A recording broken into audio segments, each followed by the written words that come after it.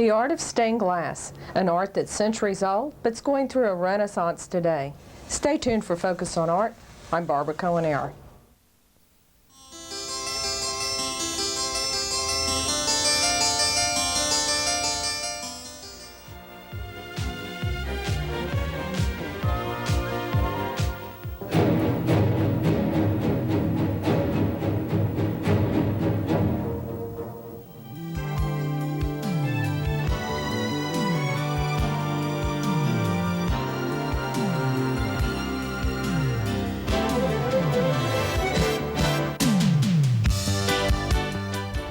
My guest for Focus on Art today is Ebony Jones, the creator of some beautiful new windows here at the Will Rogers Memorial.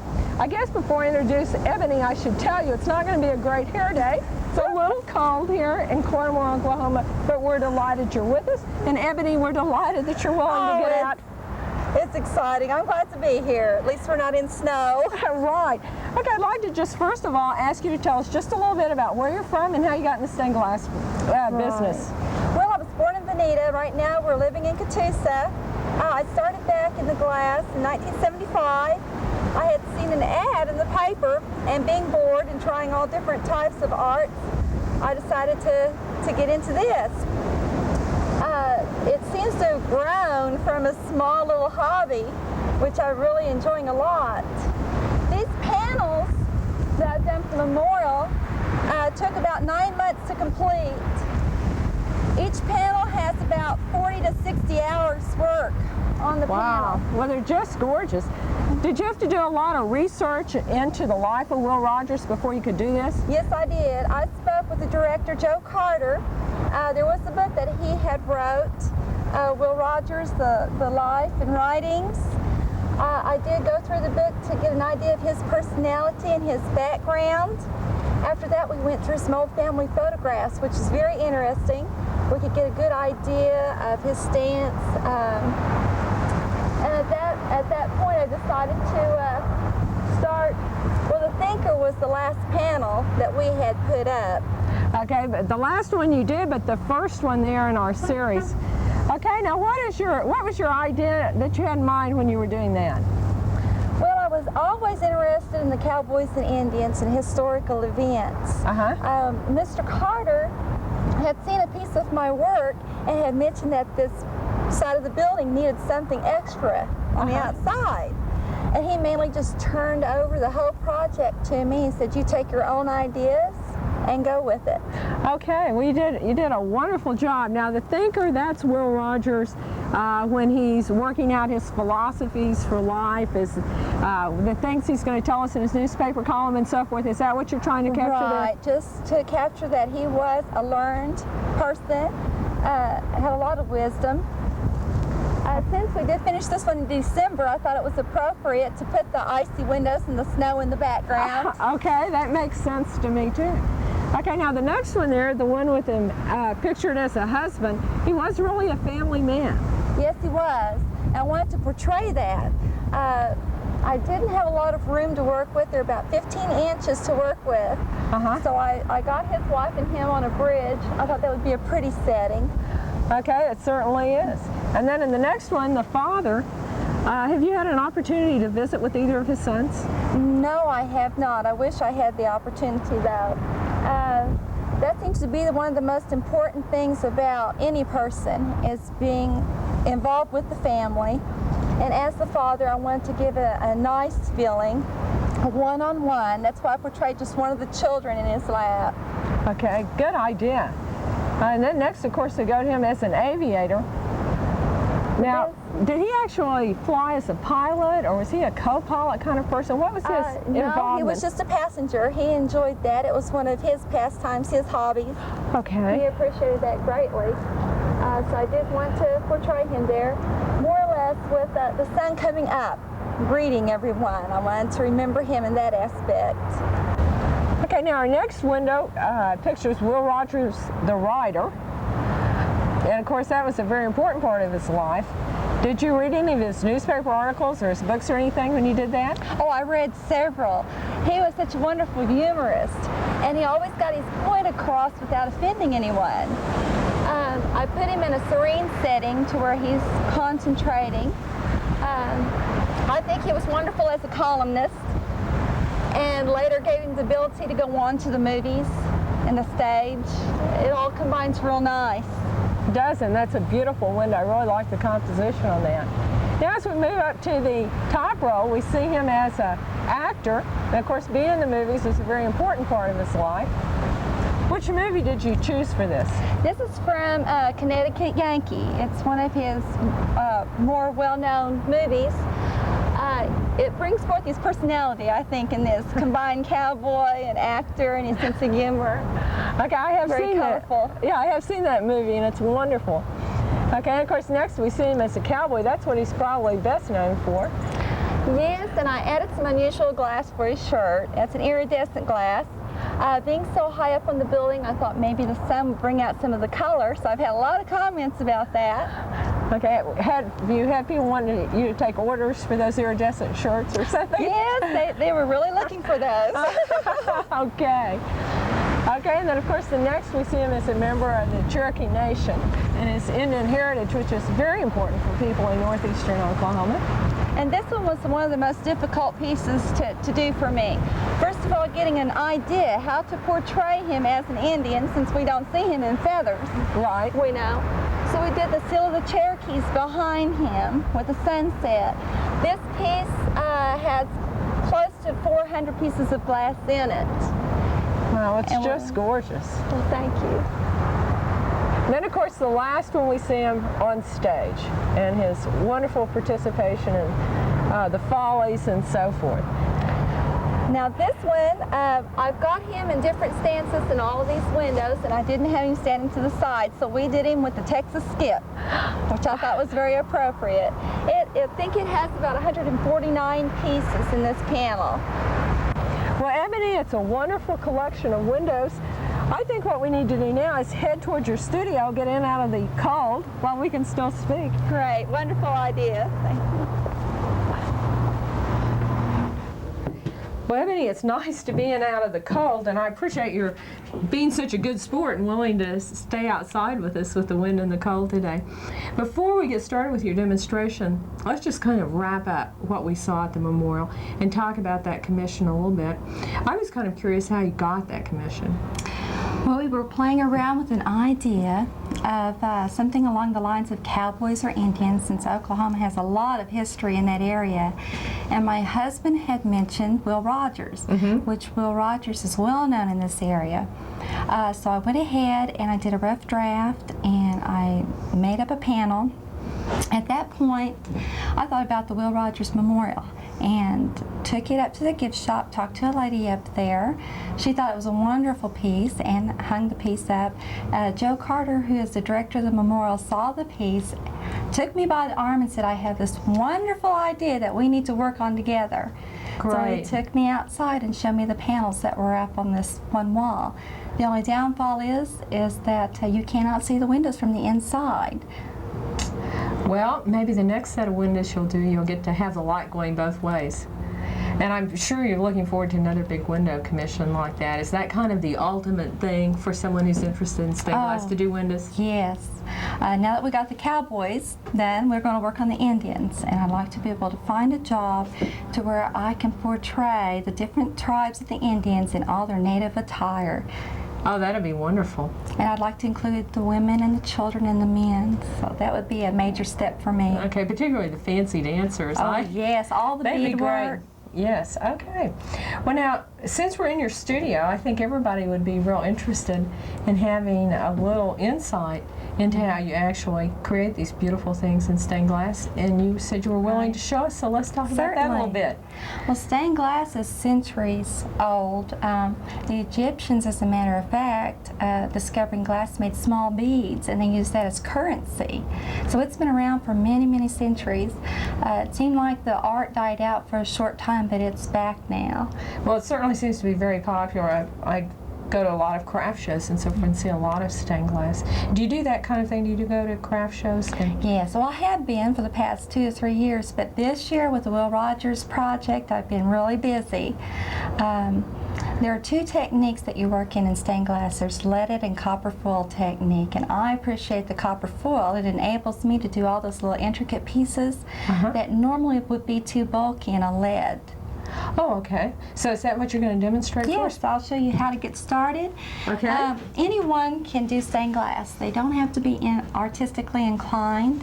It's something that gets better with practice.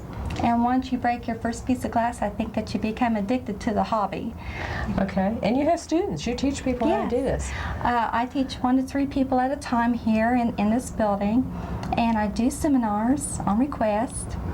I encourage all age groups from the age of 15 and up to get involved. Okay, well, just play like I'm your student here. What are we going to do? Well, first off, you have to have an idea of what you're wanting to put into glass. And you take this idea and you sketch it out on a piece of paper. You draw this up to what you expect it to look like when it's finished. You're adding all the lines where there will be wire added, where the pieces will be adjoined. This is called your cartoon. Okay. Once you create this cartoon, we need to have one more copy of this project, which it can be done with small patterns by placing them on a copy machine and making a simple copy. Or you can use the carbon paper. Your copy is your template. The template is what we are going to cut apart and use as pattern guides on the glass. Okay, that's these little pieces that you These little have pieces here. cut up here. Okay. Now, once you get started, you have 2 different types of scissors that you use. You've got your basic shears, and you take your pattern and you cut out your design with your regular scissors. Okay. Then we have a special type of shears that are designed for copper foil, and there is one for leading technique, so you have to make sure that you do have the right one. These shears have double blades on the bottom, and this will take out a small portion of the pattern. This will enable the glass to fit properly once you get the copper foil around each piece, because it does expand the pattern. So on your inside cuts, you'll take the shears, line up your pattern, and make your cut. So you're allowing the room for the copper foil. Right. All right. And we'll continue to cut these pieces out. See the little pieces that it takes out of your pattern? Okay. It's not much of a piece there, but it's enough that it'll make a major difference, especially if you're doing a large window or project. It will not fit up properly, and you'll be very disappointed in the end product. Now, after we take and we cut out all of your pieces, you notice it is a little difficult to work with these shears because it tends to grab your pattern, but it is something that you have to do. The pieces are then put aside. And this again is our cartoon that we're working from. I've already pre-cut some of the pieces that are prepared for the soldering process. Now we'll get down to the cutting of the pieces. When a person is starting with the copper foil technique, they need to have a good glass cutter. They don't want to start with anything that's very inexpensive, that doesn't last very long, and they'll have some frustrating moments. This wheel is a carbide wheel. Years past, they used to use diamonds to cut glass. Also, hot irons many centuries ago were used to heat up a tip and to put on a spot of the glass that they're wishing to break. And with their fingers crossed, hoping that it's going to score exactly where they want it to go. And now it's made much easier for us today. On the glass cutter, there is certain ways that you need to hold a cutter, but we have so many different styles available in thicknesses that I would suggest that you hold it where it's most comfortable to you. You start holding the glass cutter up and down, putting a slight pressure to the glass. You don't want to put a lot of pressure. We're not making a cut, we're just making a score. When you start, you will hear a crackling sound on the glass. Go across the piece and up. Now, if you notice, there's oil coming on the glass. This cutter enables us to put cutting oil inside of this tube so we have a stream of oil continually when we cut. Without the use of this oil, it'll crack your glass, it'll ruin your wheel, and it's very hard to get an accurate cut, so we always have to have oil in this. Now, after we've made the score, we have a tool called running pliers. Now, you can break this piece by hand, or you can use this tool called running pliers, or yet another tool that we call grozing or breaking pliers, just right here. So you have a choice of ways to start. I feel most comfortable with the running pliers. It enables you to cut a straight line accurately. You place the pliers upon the cut, trying to center it. It's easiest done if you take a marker and you mark the center of your pliers. That way you visually see where you're at. Just applying a small bit of pressure, the glass comes apart. Amazing, right along the line. When you're working, you always want to be sure that you have a clean working surface, because any little glass particles that are underneath will cause your glass to break wrong. And then we'll be starting all over again. You continue this process. Now this I'm showing you on straight cuts. There are other techniques to do circles and ovals. They're a little bit more complicated, but easily done once you've had the practice. I'm using my thumb to guide the back of my cutter.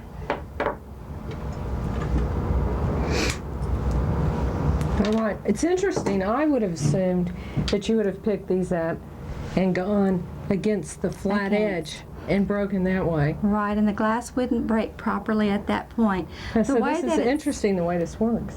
The way that it's curved allows the pressure to be put against the glass from the middle, making the glass break from the sides out, bowing the glass down. Okay, I understand what you're saying. Well, it really works. After you finish cutting your piece, what we need to do then is take it to a grinding wheel. There could be rough edges. Now, you don't necessarily have to grind every piece that you cut, but when you're doing copper foil technique, it enables it to go on smoother and easier. And if there's any little area that might be out on the glass, it could catch your finger, and glass cuts aren't very enjoyable thing to have. Okay, and Barbara, this is where we do our grinding. I like to stress that safety is very important in stained glass. Even though I have a small shield on my grinder which stops the pieces from flying directly into my face, small pieces can ricochet around. Okay. So we always wear safety glasses. And for those who are really particular, we have a mask. As the glasses grind down, it does create a dust. Very slight, but there is dust for people that have allergies or are really sensitive to this. The grinder does have water inside. You have to have the water to come up on the wheel. In order to do that, we have little pieces of sponge in the back. Okay. This enables us to grind the glass without cracking the glass, causing little abrasions in it. Glass does heat up from the friction against the wheel. You place your glass upon the grinder, and starting from one side to the other, you don't want to push very hard because we still have some rough edges over here and can cut your fingers. So very gently run the piece over. We continue the process all the way around.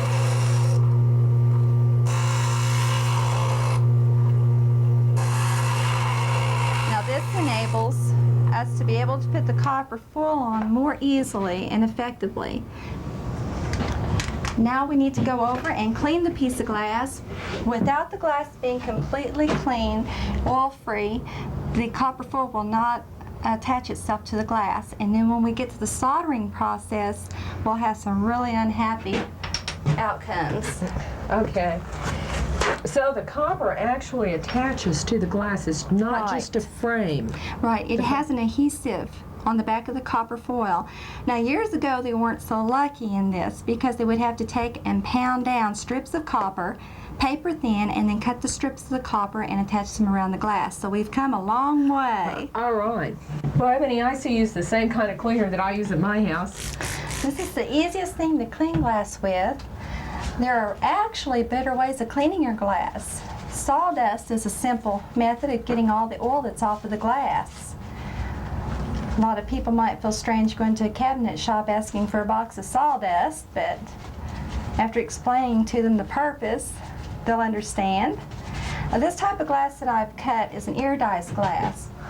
It has a coating on one side, and you can see the different colors in it. On the other side of the glass, it looks white. There are so many different types of glass and textures of glass that one can really be choosy when they're doing a project. Okay, this is what you used on Will's shirt. This is on Will's shirt. Yes, Okay, it it's is. wonderful. It's wonderful.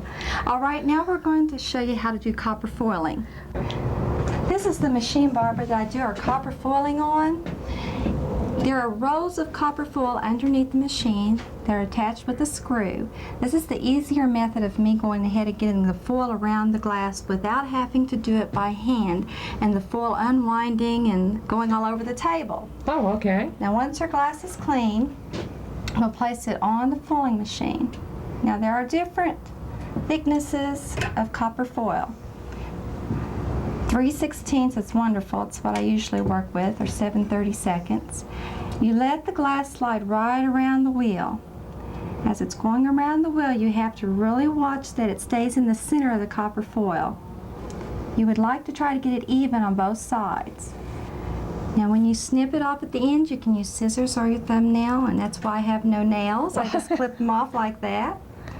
Gently push the foil around the piece of glass with your fingers, trying to make sure that each side has about the same amount of foil overlapping the glass.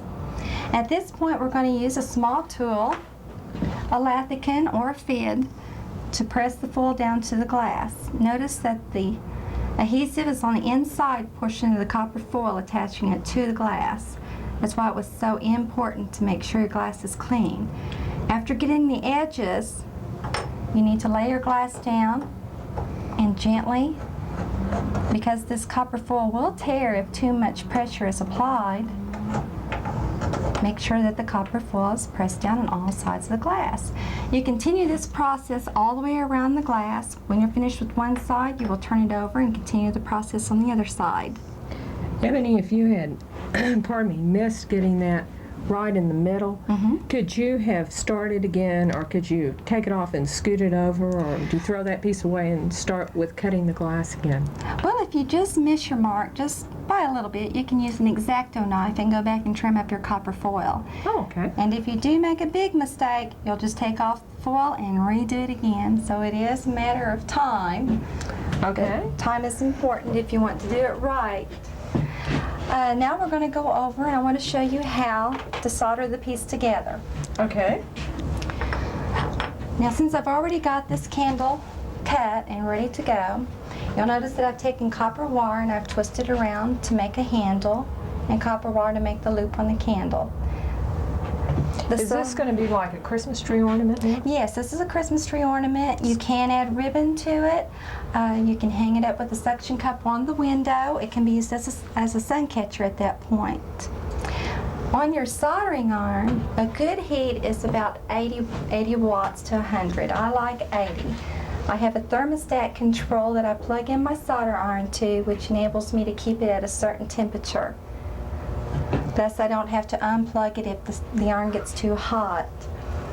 You'll find out soon that if your iron does get too hot while you're soldering, that the solder will melt and it'll run all over your project and not do exactly what you had intended it to do. Okay. Now, taking the solder iron, I usually just tap off a piece of solder. You want to make sure that the tip of your iron is clean. In order to do that, we have a sponge that's been dipped in water, not really soaked with water, but damp, but you can clean the tip. It takes all the oxidation off the tip of your iron and helps the solder to go smoothly. Okay, now that our iron is ready, in order for this solder to attach itself to the copper foil, we have to use something called flux. This is actually a cleaning solvent that will help the solder to move very smoothly and even flow on the glass. When we first start to put this on, we want to just join the pieces together to make sure they're where we want them and that they'll stay there and not slip around. So I'm going to put a little bit on the edges. I'm going to take the solder and tack it down. Now we could continue this and tack the flame down, but in order to show you the whole process, we're going to work on the bottom portion at this time. After making sure that your pieces are securely tacked, we'll go ahead and use more flux. And this does not hurt your glass. You can wear rubber gloves. It's a little hard to get off your hands. Some people, it may be a little irritating to them, but I think I've become immune to the process now. The copper foil that you see exposed has to be tinned. Tinned is what we call when we take the solder and apply to all the copper surface. So as we're soldering, by the time we are finished, it will all have the silver tint to it. Now we're going to fill the project in. And heat up the solder, letting it go between the pieces of glass. This will secure the piece. After getting the solder within the cracks, we'll go back and we'll put on a decorative bead. There's different ways to do this. You can continually put the solder to your iron and make a continual flow, or you can dab it on. In this small piece, it's easier to do it this way. And this process will continue on. We'll go around the piece. Wherever you put your solder, you have to have flux, or it's not going to stick. It'll just make little balls and become very frustrating.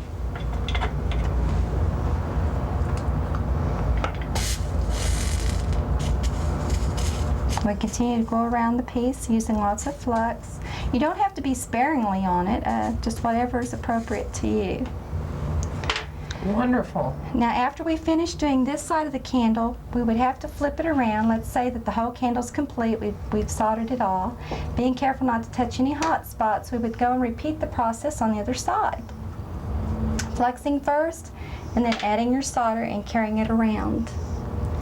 Well, this is a wonderful demonstration. You've been very concise, and I think I could do this now that I've listened to you. Certainly. Okay, the next thing I'd like to do is I'd like to take a few minutes and look at some of your finished pieces. All right, that's a great idea. Now I'm creating a nativity set for a church. I've just got it started on it. There'll be approximately 9 to 10 pieces when it's completed. When I'm drawing patterns, I start at a stage. For an example here, this is a rough draft stage. I'm going to be working on a book that I hope will be published at the end of the new year. This will be one of the patterns included. I'm trying to make them simplistic enough that a beginner can hopefully create these pieces. This is the rough draft stage. I've got a panel that's the finished stage. Okay, that's a great design, and that's one of your own designs, This is one of my own designs, and this will be included in the book next year. We're going to concentrate on Indian art in this first book. All right, these are wonderful. And then, of course, speaking of Indian art, we have this beautiful window here. Let's see if I can give you a hand here, Ebony. Yeah. I'll be concentrating on things of this type the next year to 2 years. I'm very intrigued with the Indian art. I would like to create several tribes in their native attire. Well, it's just wonderful, and of course, including the bells here. The bells. is very special. Well, Ebony, I appreciate your being with us for Focus on Art. You're doing a great job. Wonderful things, and I know your career is just going to take off like a skyrocket. Thank you. I'm glad I could share it with you. For those of you at home, we appreciate your being with us, as always, for Focus on Art.